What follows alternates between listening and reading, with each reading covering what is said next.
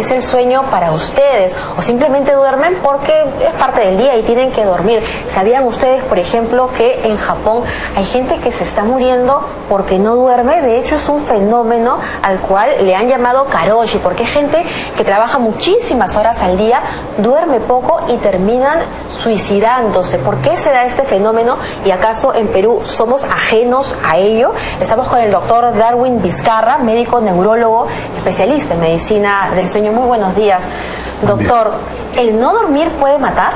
El no dormir puede llevar a consecuencias atroces en la calidad de vida y últimamente a circunstancias como las que usted menciona, en efecto, ¿no? Cuando dormimos recuperamos energía, hacemos un balance de nuestras emociones, balanceamos también nuestro sistema inmunológico, que es el que nos protege contra las infecciones, contra el cáncer, ¿Y regulamos nuestro sistema si no dormimos?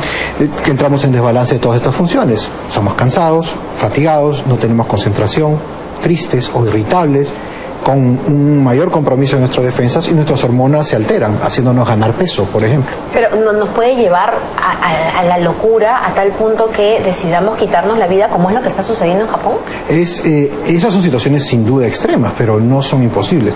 En estudios experimentales hechos con animales pequeños, mamíferos pequeños, se ha visto que la privación de sueño, es decir, no dejarlos dormir de forma continua, lleva a que estos animales fallezcan en un estado de excitación extrema. Excitación extrema significa con taquicardia, sudoración, elevación de la temperatura. O sea, paradójicamente uno pensaría que más bien el curso va hacia abajo, pero más bien aquí es un estado de hiperexcitación que es lo que finalmente lleva al fallecimiento por arritmias cardíacas y otras complicaciones, ¿no? Pero hay personas que en teoría duermen sus 6, 8 horas, pero no las duermen bien. Eso también es un problema. Es correcto, hay dos circunstancias. Una, ¿en qué momento se duermen las horas que uno debe dormir? No es lo mismo dormir en la noche que dormir en el día. Su trabajo, el mío, trabajos por turnos rotativos, indudablemente implica una merma en el sueño habitual.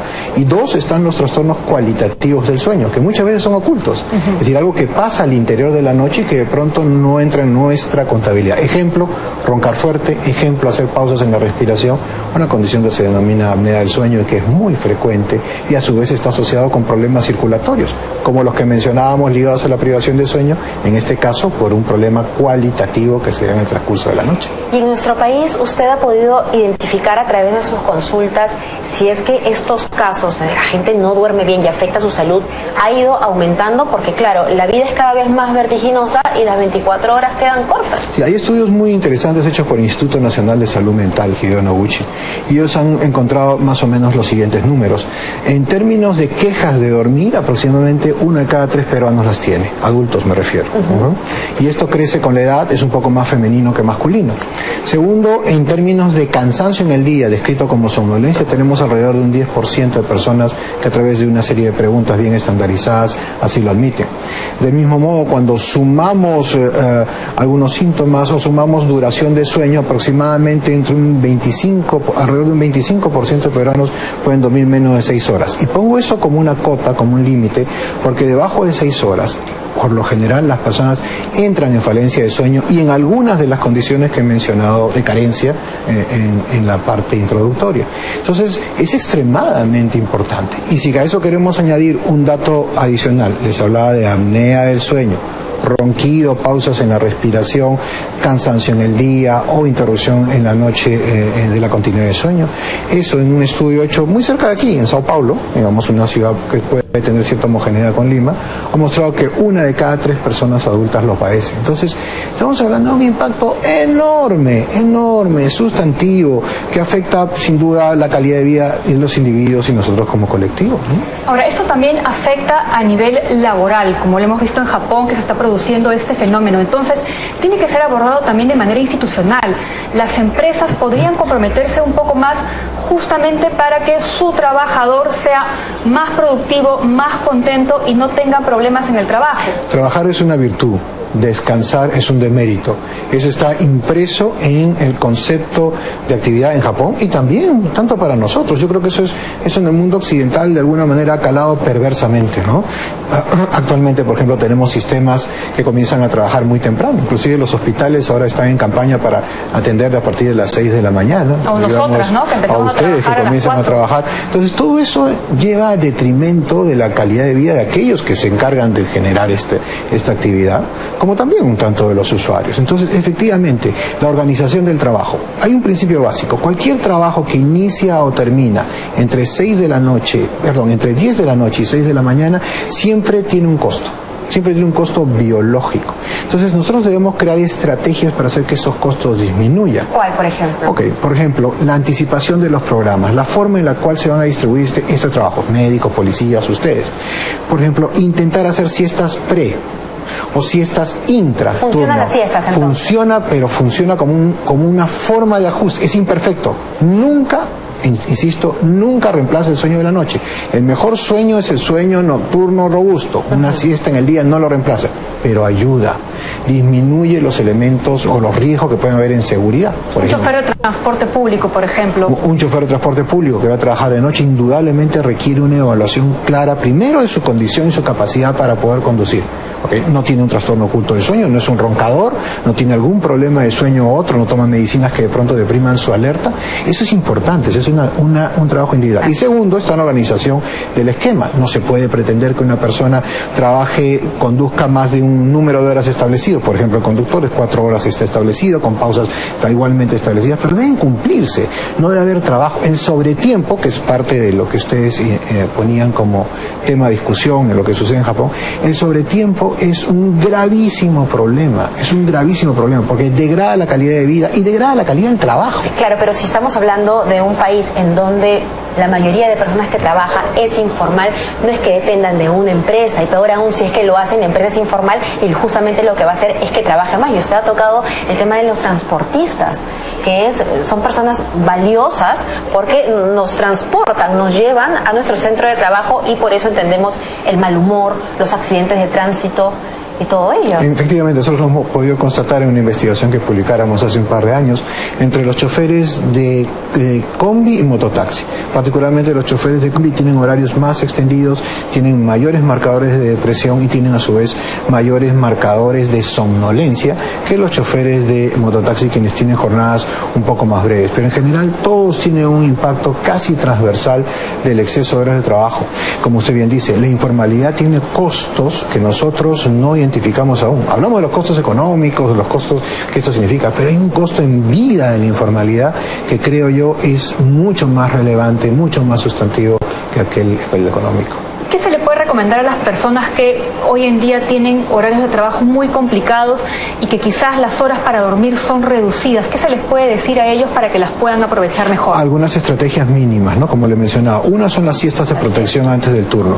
Lo otro es ser posible durante la actividad, particularmente aquellos que trabajan de madrugada, pueden tener una siesta igualmente intraturno, a veces una siesta de 30 minutos. Recordemos que hace poco tuvimos un ministro totalmente desencaminado que fue a despertar a los médicos en las noches que intentaban dormir entre cirugías y cirugías pensando que estos eran, entre comillas, unos malos trabajadores. Eso era absurdo, absolutamente absurdo lo que hizo ese ministro. Deberían de dormir, aquellos que pueden dormir deberían intentar hacerlo para poder mantenerse activos y productivos, para poder concentrarse en un trabajo que es extremadamente fino. Entonces, ese es un principio. Otro principio es mantener la regularidad en los esquemas de tiempo, de manera tal que exista siempre un horario protegido. Ser organizado, entonces. Absolutamente. Ustedes cuando llegan aquí muy temprano son protegidas de alguna manera por su familia, que busca permitirles que duerman igualmente más temprano, con lo difícil que ya es. Pero si no tuvieran esa protección, digamos, en casa para su sueño, pues les sería imposible mantenerse en una actividad como esta. ¿Y las pastillas para dormir, si es que finalmente llego estresada a mi casa con mucha adrenalina y se me complica dormir, pero tengo que dormir porque mañana me tengo que despertar temprano? Mucha gente utiliza estas pastillas. ¿Es conveniente? Un uso eventual dentro de un margen de seguridad, es decir, yo sé que no tengo reacciones adversas a la medicina, que mi cuerpo puede tolerarla, puede ser admitido, pero atención, he dicho eventual. Eventual significa para situaciones muy, muy específicas. Un uso regular con la finalidad de adelantar mis horarios de sueño porque debo dormir más temprano y hacerlo regularmente, en realidad no funciona. ¿Y lo natural, como recetaban las abuelas? Lo natural en realidad parte primero de dormir a las horas que uno debe dormir. O sea, pretender dormir a las 7 de la noche es absolutamente imposible, salvo que exista una situación anómala. Pero una infusión, por ejemplo, una manzanilla. Puede ayudar un poco, pero en realidad me parece que es un tanto más marginal. Es más importante disminuir los estímulos. Por ejemplo, estímulos como televisión, actividad, planificación electrónica. televisión, estímulos de luz y ruido. ¿Okay? Y planificación nocturna, o repasar la agenda en la noche, o cenar muy tarde, o hacer ejercicio muy tarde. Todos esos elementos terminan siendo activadores y no permiten que el sueño pueda llegar. Entonces hay ciertas estrategias de cómo afrontar la noche, que en realidad son estrategias de relajación y de prevención de mecanismos No hacer ejercicio en la activadores. noche, porque mucha gente hace ejercicio pensando que justamente se va a cansar y va a dormir mejor. Le explico. Para dormir nosotros necesitamos bajar la temperatura corporal, y una de las funciones del sueño es reducir la temperatura. Cuando hacemos ejercicio hacemos exactamente lo contrario. Si hacemos el ejercicio muy cercano a la noche, elevamos la temperatura corporal y eso nos activa, no nos deja dormir en la mayoría de casos, por supuesto. Entonces, ¿cuál es la distancia que debería haber, vamos a llamar así, en tiempo? Por lo menos 5 horas. Entonces, si hago ejercicio a las 6 de la tarde y subo la temperatura corporal, eso al contrario me ayuda a dormir, porque 5 horas después existe un rebote que lleva a enfriar mi cuerpo y a dormir con más facilidad. Pero si termino de hacer ejercicio a las 9 y pretendo dormir a las 10, probablemente pase mucho más tiempo antes que consiga mi objetivo. Entonces llegamos a la conclusión de que dormir por lo menos 8 horas es sumamente valioso, nos va a evitar enfermedades, pero nos va a ayudar a vivir más. Es como lo que está de moda, el anti-aging, dicen, ¿no? Anti-envejecimiento. En realidad comienza con ser muy claro y balanceado, ¿no? Balanceado en lo que comemos, balanceado en nuestras horas de sueño, nuestra actividad física. Es el balance, es el equilibrio. Y en general nuestro sistema de vida nos lleva cada vez más a quebrarlo. Claro, y si ya duerme más, no tome, no fume y no se juegue los fines de Sin semana. duda, la cafeína, que también utilizamos como estimulante, que nos puede ayudar un poco en la mañana, pero hacia la noche también nos perturba, ¿no? Doctor, muchísimas gracias por estar aquí como